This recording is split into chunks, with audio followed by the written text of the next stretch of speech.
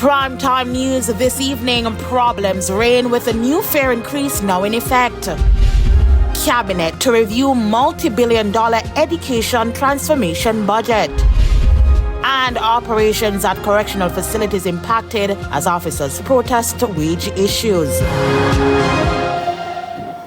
Good evening and welcome to Primetime News on air and online at onespotmedia.com, and a special welcome to the viewers on TVJ International in the Cayman Islands. I'm Archibald Gordon. And I'm Janella Precious with a preview of what's to come in business news. Here's Andrea Chisholm. Well, Janella, ratings agency Moody's has put Jamaica in a good mood this evening as the country's credit rating is now at B1. What that means and more later in the business day.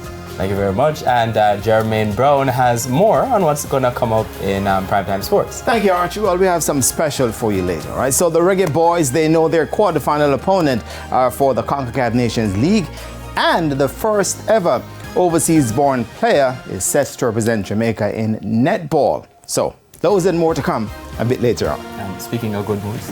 Yeah. Oh, yeah. I'm loving the breeze. I actually felt it. Romaine said that, yes, we will feel that Christmas breeze, and I felt it. Romaine, what's coming up in the weather report and forecast? There's a stationary front that is just west of the island, so cloudy conditions are persisting across most of the west. And we also have some rain-cooled air blowing in across the island. More in the weather report and forecast. And he sounds chipper as well, so that's good. There's also sports commentary and E-Prime in this newscast.